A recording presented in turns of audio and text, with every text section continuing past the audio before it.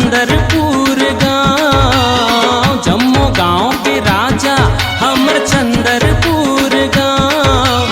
बसे है चंद्रा सेनी तोर अचरा के छाँव, बसे है चंद्रा सेनी तोर अचरा के छाँव। नगर नगर यो घर अंगनामा, नगर नगर यो घर अंगनामा पढ़ते सुंदर पाँव। बसे है चंद्रा सेनी तोर अचरा के छाँव, बसे है चंद्रा सेनी तोर अचरा के छाँव। छत्तीसगढ़ के कोना कोना माँ, छत्तीसगढ़ के कोना कोना माँ फैले तोरे नाम। बसे है चंद्रा सेनी तोर अचरा के छाँव, बसे है चंद्रा सेनी तोर अचरा के छाँव।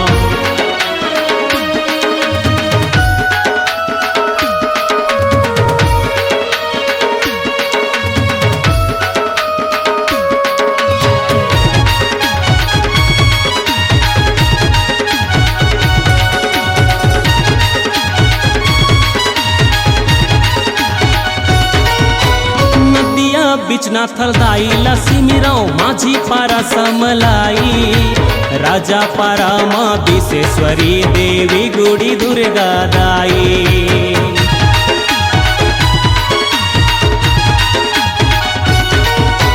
मंदिर श्री गोपाल जी जाके जोन हर माथ नवाही, शत्रुओं कर दूर भाग ही मन मंगल हो जाही। शत्रुओं कर दूर भाग ही मन मंगल हो जाही। महानदी के निर्मल जल माँ,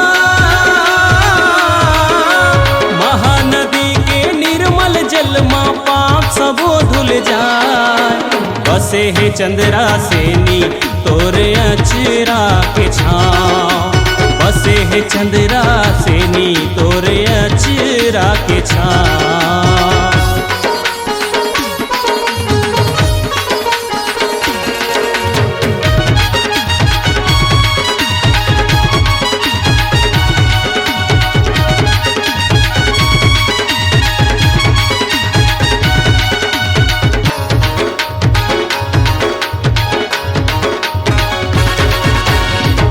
कुंवर में मेला भरा थे, कार्तिक पुन्नी नहाते।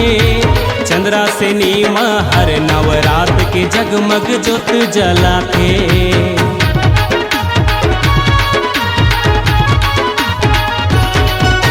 माँ जननी तोर मंदिर में जोन भी प्राणी आते, जुच्छा जुच्छा आते सब झोली भर के जाते।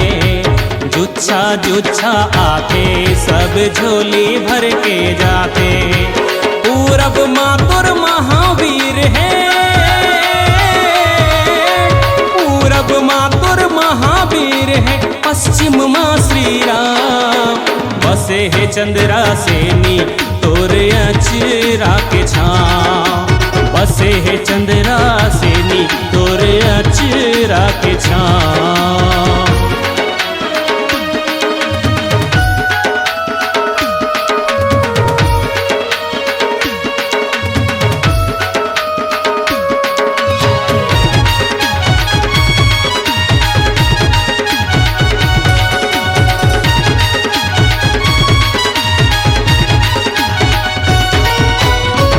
समय के बात बताओ घोर अंधियारी रतिहा, पुलिस वाला फेंके बराए अपन के ननकुन लैका।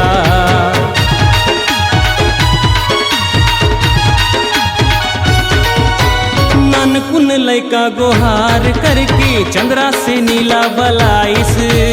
माता दाई हर रूप बदल के लैका के जान बचाइस। माता दाई हर रूप बदल के लैका के जान बचाइस। चंद्रा सेनी के महिमाया पारा, चंद्रा सेनी के महिमाया पार लैका के जिंदगी बचाए।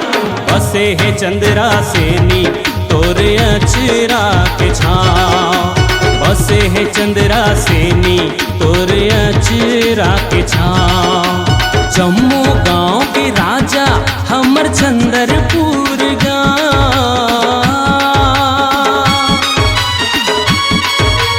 जम्मू गांव के राजा हमर चंद्रपुर गाँव। जम्मू गांव के राजा हमर चंद्रपुर गाँव।